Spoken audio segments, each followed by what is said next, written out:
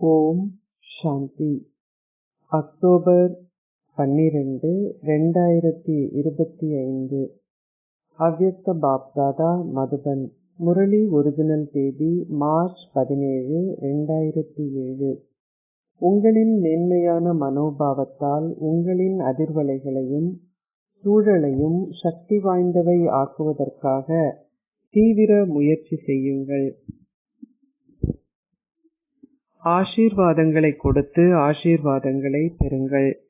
இன்று அன்பு கடலும் சக்தி கடலுமான பாப்தாதா தனது அன்பான நீண்ட காலம் காணாமல் சென்று இப்பொழுது கண்டெடுக்கப்பட்டுள்ள அதி அன்பிற்குரிய குழந்தைகளை சந்திப்பதற்காக வந்துள்ளார். குழந்தைகளான நீங்கள் அனைவரும் அன்பின் ஈர்ப்பின் மூலமாக வெகு தொலைவிலிருந்து ஒரு சந்திப்பை கொண்டாடுவதற்காக இங்கே வந்துள்ளீர்கள். நீங்கள் தனிப்பட்ட முறையில் பாபாவின் முன்னால் அமர்ந்திருந்தாலும் அல்லது இந்த தேசத்திலோ வெளிநாடுகளிலோ அமர்ந்திருந்தாலும் நீங்கள் அன்பானதோர் சந்திப்பை கொண்டாடுகின்றீர்கள். தனது அன்பான முற்றிலும் ஒத்துழைக்கும் சகப்பாடி குழந்தைகளை காண்பதில் பாப்தாதா மகிழ்ச்சி அடைகின்றார். பெரும்பாலான குழந்தைகளில் உங்களின் இதயங்களில் ஓர் எண்ணம் மட்டுமே இருப்பதை பாப்தாதா பார்க்கின்றார். நாங்கள் இப்பொழுது மிக விரைவாக தந்தையை வெளிப்படுத்துவோம். தந்தை கூறுகின்றார், குழந்தைகளான உங்கள் அனைவரிலும் உள்ள உற்சாகம் மிகவும் நல்லது. எவ்வாறாயினும் நீங்கள் அனைத்திற்கும் முதலில் உங்களை தந்தையை ஒத்த சம்பூர்ணமாகவும் முழுமையாகவும் வெளிப்படுத்தினால் மட்டுமே உங்களால் தந்தையை வெளிப்படுத்த முடியும். எனவே குழந்தைகளான நீங்கள் தந்தையிடம் கேட்கின்றீர்கள், எப்பொழுது நீங்கள் வெளிப்படுத்தப்படுவீர்கள்? தந்தையும் குழந்தைகளான உங்களிடம் கேட்கின்றார், நீங்கள் கூறுங்கள், எப்பொழுது நீங்கள் உங்களை தந்தைக்கு சமமானவராக வெளிப்படுத்துவீர்கள்? நீங்கள் சம்பூர்ணம் அடைவதற்காக ஒரு தேதியை நிச்சயம் செய்துவிட்டீர்களா? வெளிநாட்டில் இருப்பவர்கள் சாதாரணமாக 1 வருடத்திற்கு முன்னரே தேதியை நிச்சயம் செய்யப்படும் என கூறுகிறார்கள். ஆகவே நீங்கள் உங்களுக்குள் ஒரு மீட்டிங் வைத்து தந்தைக்கு சமமானவர் ஆகுவதற்கான ஒரு தேதியை நிச்சயம் செய்தீர்களா? தற்காலத்தில் ஒவ்வொரு பிரிவும் பல சந்திப்புகள் நடத்துவதை பாப்தாதா பார்க்கின்றார். இரட்டை வெளிநாட்டவர்களின் மீட்டிங்கை பற்றியும் பாப்தாதா கேட்டார். அவர் அதை மிகவும் விரும்புகின்றார். மீட்டிங்குகளில் சகல செய்திகளும் எப்பொழுதும் பாப்தாதாவை வந்தடைந்த வண்ணமே உள்ளன. அதனால் பாப்தாதா கேட்கின்றார், இதற்காக நீங்கள் எந்த தேதியை நிச்சயம் செய்துள்ளீர்கள்? நாடகம் இந்த தேதியை நிச்சயம் செய்யுமா அல்லது நீங்கள் அதை நிச்சயம் செய்வீர்களா? யார் இதை நிச்சயம் செய்வார்கள்? ஆமாம், நீங்கள் நிச்சயமாக ஒரு லட்சியத்தை வைத்திருக்க வேண்டும். உங்கள் அனைவருக்கும் மிக நல்லதோர், அனைத்திலும் மிக சிறந்ததோர் லட்சியம் உள்ளது. ஆனால் இப்பொழுது நீங்கள் வைத்திருந்த லட்சியத்திற்கு ஏற்ப இந்த மேன்மையான லட்சியத்திற்கான தகைமைகளையும் நீங்கள் உங்களுக்குள் வளர்த்து கொள்ள வேண்டும். தற்சமயம் உங்களின் லட்சியத்திற்கு அதன் தகைமைகளுக்கும் இடையில் ஒரு வேறுபாடு காணப்படுகிறது. லட்சியமும் அதன் தகைமைகளும் சமமானவையாகும் பொழுது அந்த லட்சியம் நடைமுறைப்படுத்தப்படும். குழந்தைகள் அனைவரும் அமிர்த வேளையில் ஒரு சந்திப்பை கொண்டாடி ஓர் எண்ணத்தை ஏற்படுத்தும் பொழுது அதை அவர்கள் மிக நன்றாக செய்கிறார்கள். எங்கும் உள்ள ஒவ்வொரு குழந்தையின் இதயபூர்வமான உரையாடலையும் பாப்தாதா கேட்கின்றார். நீங்கள் மிக அழகாக உரையாடுகின்றீர்கள். நீங்கள் மிக நல்ல முயற்சியும் செய்கிறீர்கள்.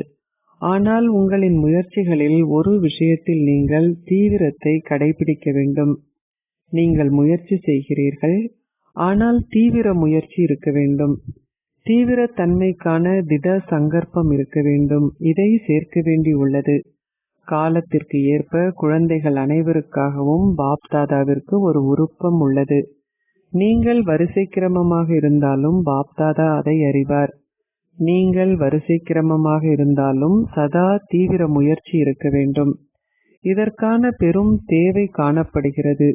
காலம் நிறைவை நோக்கி விரைவாக நகர்ந்து கொண்டிருக்கிறது. எவ்வாறாயினும் இப்பொழுது குழந்தைகளான நீங்கள் நிச்சயமாக தந்தைக்கு சமமானவர் ஆக வேண்டும். இதுவும் நிச்சயிக்கப்பட்டுள்ளது. நீங்கள் அதில் தீவிரத்தன்மையை ஏற்படுத்த வேண்டும். நீங்களும் உங்களையே சோதித்து பார்க்க வேண்டும். நான் அனைத்து நேரத்திலும் தீவிர முயற்சியாளராக இருக்கின்றேனா? இது ஏனென்றால் உங்களின் முயற்சிகளில் பல பரீட்சை தாட்கள் வருகின்றன. அவை வரும். எவ்வாறாயினும் ஒரு தீவிர முயற்சியாளர் அந்த பரீட்சைகளில் சித்தி அடைவது என்பது தீவிர முயற்சியாளர் ஏற்கனவே சித்தியடைந்து விட்டதைப் போல் உறுதியானது. அவர் சித்தியடைய வேண்டும் என்பதல்ல, ஆனால் அவர் ஏற்கனவே சித்தியடைந்து விட்டார். இது நிச்சயிக்கப்பட்டுள்ளது. நீங்கள் அனைவரும் மிகுந்த ஆர்வத்துடன் சேவை செய்கிறீர்கள். எவ்வாறாயினும் முன்னரும் பாப்தாதா உங்களுக்கு கூறியுள்ளார். அதாவது காலத்திற்கு ஏற்ப நீங்கள் ஒரே நேரத்தில் 3 வகையான சேவைகளை, அதாவது உங்களின் எண்ணங்கள், வார்த்தைகள், செயல்கள் மூலம் செய்ய வேண்டும். ஓர் அனுபவத்தை கொடுப்பதற்கு உங்களின் மனதை பயன்படுத்துங்கள். உங்களின் வார்த்தைகளின் மூலம் ஞான பொக்கிஷத்தின் அறிமுகத்தை கொடுங்கள். சம்பூர்ணமான யோகி வாழ்க்கையின் நடைமுறை ரூபத்தின் அனுபவத்தை கொடுப்பதற்கு உங்களின் முகத்தையும் நடத்தையையும் பயன்படுத்துங்கள். நீங்கள் ஒரே நேரத்தில் 3 வகையான சேவைகளையும் செய்ய வேண்டும். வெவ்வேறாக அல்ல. சிறிதளவு நேரமே உள்ளது. இப்பொழுதும் செய்வதற்கு அதிக சேவை எஞ்சி உள்ளது. சேவை செய்வதற்கான இலகுவான வழிமுறை உங்களின் மனோபாவத்தால் உங்களின் அதிர்வலைகளை உருவாக்குவதும் உங்களின் அதிர்வலைகளால் சூழலை உருவாக்குவதுமே என பாப்தாதா பார்த்துள்ளார். ஏனென்றால் உங்களின் மனோபாவமே அனைத்திலும் அதிசக்தி வாய்ந்த வழிமுறையாகும். எப்படி விஞ்ஞானத்தின் ஏவுகணைகளால் மிக வேகமாக பறக்கக்கூடியதாக உள்ளதோ, அதேபோல் உங்களின் நல்லாசிகளனதும் தூய உணர்வுகளினதும் ஆன்மீக மனோபாவம் உங்களின் பார்வையையும் உங்களின் உலகையும் மாற்றும். ஓரிடத்தில் இருந்த வண்ணம் உங்களால் உங்களின் மனோபாவத்தால் சேவை செய்ய முடியும். நீங்கள் கேட்டவற்றை மறக்கும் வாய்ப்பு உள்ளது. ஆனால் ஒரு சூழலில் நீங்கள் பெற்ற அனுபவத்தை உங்களால் மறக்க முடியாது. மதுபனில் தந்தை பிரம்மா செயல்பட்ட பூமியில் அவர் யோகம் செய்து தெய்வீக செயல்களை செய்த இடத்தின் சூழலை அனுபவம் செய்துள்ளீர்கள். இப்பொழுதும் யாராவது அனுபவம் செய்யும் சூழலை மறக்க முடியாது. சூழலின் அனுபவம் உங்களின் இதயங்களில் பதிந்து விடுகிறது. ஆம், வார்த்தைகளால் சேவை செய்யும் பல பெரிய நிகழ்ச்சிகளை நீங்கள் நடத்தி உள்ளீர்கள். ஆனால் நீங்கள் ஒவ்வொருவரும் உங்களின் ஆன்மீக மனோபாவத்தாலும் அதிர்வலைகளாலும் ஒரு சூழலை உருவாக்க வேண்டும். எவ்வாறாயினும் உங்களின் இதயத்தில் அல்லது மனதில் தவறான மனோபாவத்தின் எந்தவிதமான அதிர்வலைகளும் இல்லாத போதே உங்களின் மனோபாவம் ஆன்மீகமாகவும் சக்தி வாய்ந்ததாகவும் இருக்கும். உங்களின் மனதின் மனோபாவம் சதா சுத்தமாக இருக்க வேண்டும். யாராவதோர் ஆத்மாவை பற்றி உங்களுக்குள் ஏதாவது வீணான மனோபாவம் இருக்குமாயின், அல்லது ஞானத்தின் அடிப்படையில் கூறுவதனால் உங்களுக்குள் எதிர்மறையான மனோபாவம் இருக்குமாயின், எதிர்மறை என்றால் குப்பை என்றே அர்த்தம். உங்களின் மனதில் குப்பை இருக்குமாயின் உங்களால் தூய மனோபாவத்துடன் சேவை செய்ய முடியாதிருக்கும். எனவே அனைத்திற்கும் முதலில் உங்களையே சோதித்து பாருங்கள். எனது மனதின் மனோபாவம் தூயதாகவும் ஆன்மீகமானதாகவும் உள்ளதா? எதிர்மறையான மனோபாவத்தை உங்களின் நல்லாசிகளாலும் தூய உணர்வுகளாலும் சாதகமான மனோபாவமாக மாற்றுங்கள். அது எதிர்மறையாக இருக்கும் பொழுது உங்களின் சொந்த மனதில் நீங்கள் துன்பப்படுகின்றீர்கள் தானே? உங்களுக்குள் வீணான எண்ணங்கள் ஏற்படுகின்றன அல்லவா? அதனால் அனைத்திற்கும் முதலில் உங்களையே சோதித்து பாருங்கள். எனது சொந்த மனதில் ஏதாவது முரண்பாடு உள்ளதா? ஆம், அது வரிசை கிரமமானதே. நல்லவர்களும் இருக்கிறார்கள், அத்துடன் பிரச்சனைகளை உருவாக்குபவர்களும் இருக்கிறார்கள். எவ்வாறாயினும் இவர் இப்படிப்பட்டவர் என்று புரிந்து கொள்வது நல்லதே. தவற்றை தவறு என்றும் சரியை சரி என்றும் கருதுங்கள்.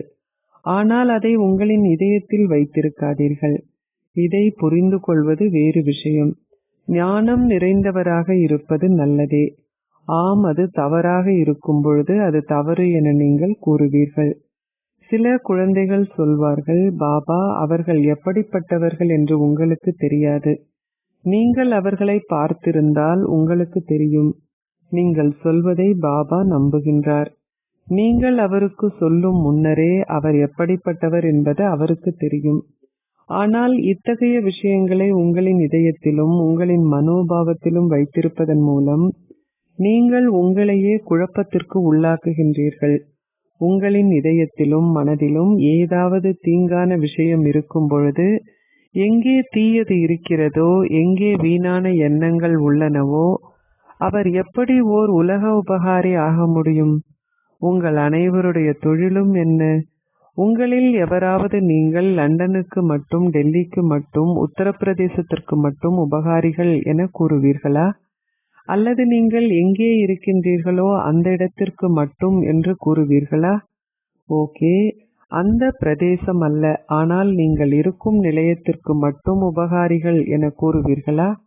நீங்கள் அனைவருமே உங்களின் தொழில் உலக உபகாரி என்றே கூறுகிறீர்கள். நீங்கள் அனைவரும் யார்? நீங்கள் உலக உபகாரிகளா? நீங்கள் அத்தகையவர்கள் என்றால் உங்களின் கைகளை உயர்த்துங்கள். உலக உபகாரிகள். உங்களின் மனதில் தீங்கான எதுவும் இல்லை அல்லவா? நீங்கள் அதை புரிந்து கொள்ளக்கூடும், ஆனால் அது வேறு விஷயம். எது சரி, எது பிழை என்பதை புரிந்து கொள்ளுங்கள். ஆனால் அதை உங்களின் மனதில் வைத்திருக்காதீர்கள். இந்த மனோபாவத்தை உங்களின் மனதில் வைத்திருப்பதன் மூலம் உங்களின் பார்வையும் மாறும், உங்களின் உலகமும் மாறும். பாப்தாதா உங்களுக்கு சில வீட்டு பாடங்களை கொடுத்திருந்தார். அது என்ன? அது எவராலுமே, தாய்மார்கள், இளைஞர்கள், வயதானவர்கள் செய்யக்கூடிய மிக இலகுவான முயற்சியாகும். குழந்தைகள் அனைவராலும் அதை செய்ய முடியும். அதை செய்வதற்கான வழிமுறை ஒரே ஒரு விஷயத்தை செய்வதே ஆகும். நீங்கள் யாராவது ஒருவருடன் தொடர்பில் வரும்பொழுது ஆசீர்வாதங்களை கொடுத்து ஆசீர்வாதங்களை பெற்றுக்கொள்ளுங்கள். அவர் உங்களின் மீது தீங்கான எண்ணங்களை கொண்டிருந்தாலும் நீங்கள் என்ன பாடநெறியை கற்பிக்கின்றீர்கள்? எதிர்மறையை சாதகமாக மாற்றுவதற்கான பாடநெறி. அந்த நேரத்தில் உங்களுக்கே அந்த பாடநெறியை கொடுங்கள். சவால் என்ன? இயற்கையை தமோகுணியால் இருந்து சதோகுணியாக மாற்றுவதே உங்களின் சவாலாகும். இதுவே உங்களின் சவால், அப்படித்தானே? நீங்கள் இயற்கையையே சதோப்பிரதானம் ஆக்க வேண்டும் என்ற சவாலை நீங்கள் அனைவருக்கும் செய்துள்ளீர்கள். நீங்கள் அப்படி ஆக வேண்டுமா? அப்படி என்றால் தலையை அசையுங்கள், உங்களின் கைகளை அசையுங்கள். மற்றவர்களை பார்த்து அவற்றை அசைக்காதீர்கள், ஆனால் உங்களின் இதயபூர்வமாக அவற்றை அசையுங்கள். இப்பொழுது காலத்திற்கு ஏற்ப உங்களின் மனோபாவத்தால் சூழலை உருவாக்குவதே உங்களின் தீவிர முயற்சியாகும். எனவே உங்களின் மனோபாவத்தில் சிறிதளவு குப்பை இருந்தாலும், எப்படி உங்களின் மனோபாவத்தால் நீங்கள் சூழலை உருவாக்கப் போகின்றீர்கள்? உங்களின் அதிர்வலைகள் இயற்கையை சென்றடையும். வார்த்தைகளால் அங்கே சென்றடைய முடியாது. உங்களின் அதிர்வலைகள் அங்கே சென்றடையும். உங்களின் அதிர்வலைகள் உங்களின் மனோபாவத்தால் உருவாக்கப்படுகின்றன. உங்களின் அதிர்வலைகளால் சூழல் உருவாக்கப்படுகிறது. மதுபனிலும் அனைவரும் ஒரே மாதிரியானவர்கள் அல்ல.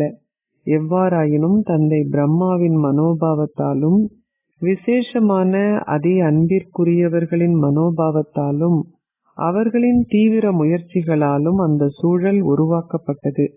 இன்று பாபா உங்களின் தாதியை நினைவு செய்கின்றார். நீங்கள் பார்த்த தாதிஜியின் சிறப்பியல்பு என்னவாக இருந்தது? அவர் அனைத்தையும் எப்படி கட்டுப்படுத்தினார்? அவர் ஒருபொழுதும் எவரின் குறைபாட்டையும், மற்ற நபர் என்ன மனோபாவத்துடன் அவரிடம் வந்தாலும் தனது மனதில் வைத்திருக்கவில்லை. அவர் அனைவருக்கும் உற்சாகத்தை கொடுத்தார். உங்களின் தாய் ஜெகதம்பா அந்த சூழலை உருவாக்கினார். அனைத்தையும் அறிந்திருந்த போதிலும் அவர் எப்பொழுதும் தனது மனோபாவத்தை தூயதாகவே வைத்திருந்தார். அதன் மூலம் உருவாக்கப்பட்ட சூழலை நீங்கள் அனைவரும் அனுபவம் செய்கிறீர்கள். தந்தையை பின்பற்றுங்கள் என்று இருந்தாலும் பாப்தாதா எப்பொழுதும் கூறுகின்றார், ஒவ்வொருவரின் சிறப்பியல்பையும் அறிந்து அந்த சிறப்பியல்பை உங்களுக்குள் உரியதாக ஆக்கிக் கொள்ளுங்கள். ஒவ்வொரு குழந்தையிலும் குறித்து கொள்ளுங்கள், ஒருவர் பாப்தாதாவின் குழந்தை ஆகியுள்ளார். ஒவ்வொரு குழந்தையும் அவர் 3ஆம் இலக்கத்தில் இருந்தாலும் நாடகத்தின் சிறப்பியல்பும் பாப்தாதாவின் ஆசீர்வாதமும் என்னவென்றால், குழந்தைகள் அனைவரிலும் ஒருவரிடம் 99 குறைகள் இருந்தாலும் அவரிடம் நிச்சயமாக ஒரு சிறப்பியல்பு இருக்கும். அந்த சிறப்பியல்பால் எனது பாபா என கூறுவதற்கான உரிமை அவருக்கு உள்ளது. அவர் ஆதிக்கத்திற்கு உட்பட்டு இருக்கலாம், ஆனால் அவருக்கு தந்தையிடம் துண்டிக்க முடியாத அன்பு இருக்கும். இதனாலேயே இப்பொழுது காலம் நெருங்கி வருவதற்கு ஏற்ப தந்தையின் இடங்கள் எங்கெல்லாம் இருக்கின்றனவோ அவை கிராமங்களில் பெரிய பிராந்தியங்களில் இருந்தாலும் அல்லது நிலையங்களாக இருந்தாலும் ஒவ்வொரு இடமும் ஒவ்வொரு சகப்பாடியும் மேன்மையான மனோபாவத்தின் சூழலை கொண்டிருப்பது அவசியமாகும். ஒரு விஷயத்தை நினைவில் வைத்திருங்கள்.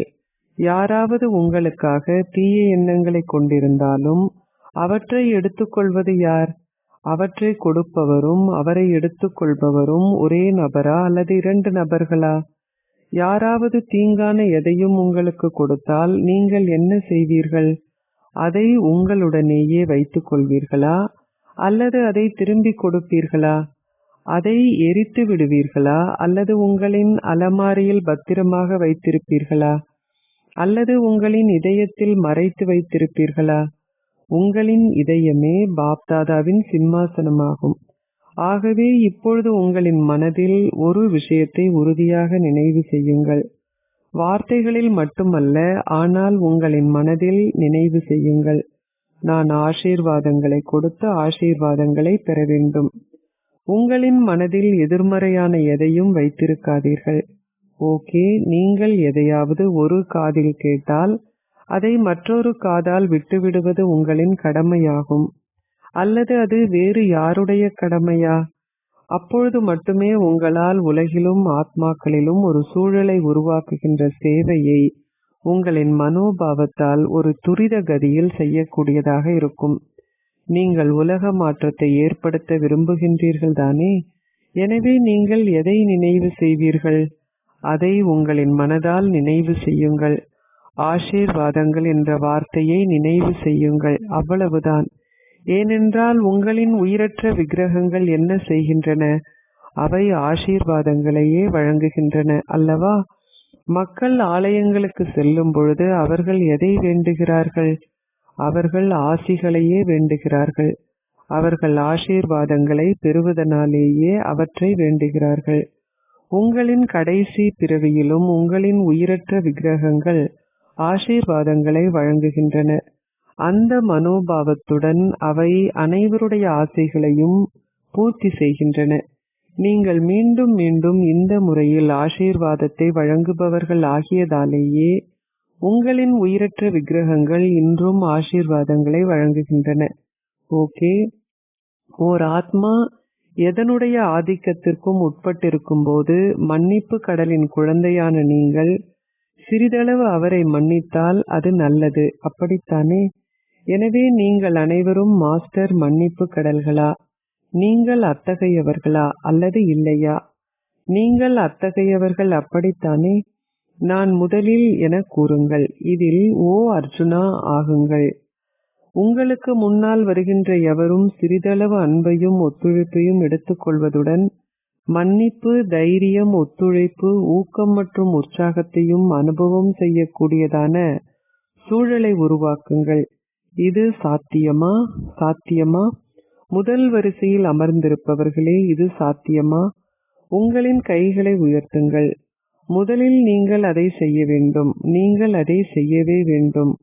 முதல் வரிசையில் இருக்கும் ஆசிரியர்களே, நீங்கள் அனைவரும் இதை செய்வீர்களா?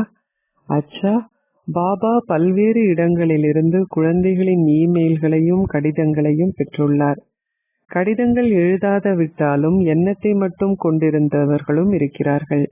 எண்ணத்தை மட்டும் கொண்டிருந்தவர்களின் அன்பும் நினைவுகளும் கூட பாப்தாதாவை வந்தடைந்தன. அவர்கள் மிக இனிமையான கடிதங்களை எழுதுகிறார்கள். தாங்கள் ஊக்கத்திலும் உற்சாகத்திலும் பறந்து கொண்டிருப்பதாக அவர்கள் கடிதங்களை எழுதுகிறார்கள். எவ்வாறாயினும் அது நல்லதே. கடிதங்களை எழுதுவதன் மூலம் அவர்கள் அதை செய்ய வேண்டும் என்று கட்டுப்படுகிறார்கள். ஏனென்றால் அவர்கள் அந்த சத்தியத்தை செய்கிறார்கள்.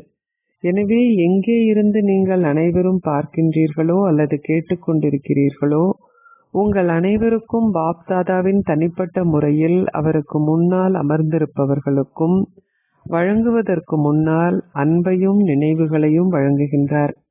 வெவ்வேறு நாடுகளில் வெவ்வேறு நேரங்களில் உள்ளன என்பதை பாப்தாதா அறிவார். ஆனால் அப்படி இருந்தும் அனைவரும் நினைவில் அமர்ந்திருந்து அதிக அளவு உற்சாகத்துடன் கேட்டுக்கொண்டிருக்கிறார்கள். அச்சா, உங்கள் அனைவருக்கும் தீவிர முயற்சி செய்து முதலாம் இலக்கத்தர் ஆகுவதற்கான எண்ணம் உள்ளதா? உங்களின் கைகளை உயர்த்துங்கள். இப்பொழுது ஆசிரியர்கள் தமது கைகளை உயர்த்துகிறார்கள். முதல் வரிசை எப்படியும் இப்படித்தான் உள்ளது. அது நல்லது. நாள் முழுவதும் அவ்வப்போது உங்களுக்கு 5 நிமிடங்கள் கிடைக்கும் பொழுது உங்களின் மனதின் அபியாசத்தை செய்யுங்கள் என்ற வழிகாட்டலை பாப்தாதாவும் வழங்கியுள்ளார். ஏனென்றால் தற்காலத்தில் உலகமும் அபியாசத்தில் ஆர்வத்துடன் இருக்கிறார்கள். எனவே 5 நிமிடங்களுக்கு உங்களின் மனதின் அபியாசத்தை செய்யுங்கள். அதை பரந்தாமத்திலிருந்து சூட்சும வதனத்திற்கு கொண்டு வாருங்கள். உங்களின் தேவதை ரூபத்தை நினைவு செய்யுங்கள். பின்னர் உங்களின் பூஜிக்க தகுதி வாய்ந்த ரூபத்தை நினைவு செய்யுங்கள். பின்னர் உங்களின் பிராமண ரூபத்தையும் அதன் பின்னர் உங்களின் தேவ ரூபத்தையும் நினைவு செய்யுங்கள். அவை எத்தனை? 5. எனவே 5 நிமிடங்களில் இந்த 5 ரூபங்களுடன் அபியாசம் செய்யுங்கள். நீங்கள் இதை நாள் முழுவதும் நடக்கும் பொழுதும் அசையும் பொழுதும் செய்ய முடியும். இதற்காக உங்களுக்கு ஏதாவது மைதானமோ அல்லது களமோ வேண்டியதில்லை. நீங்கள் ஓட வேண்டியதில்லை. உங்களுக்கு ஒரு நாற்காலி தேவையில்லை. உங்களுக்கு ஒரு ஆசனம் வேண்டியதில்லை. ஓர் இயந்திரமும் தேவையில்லை.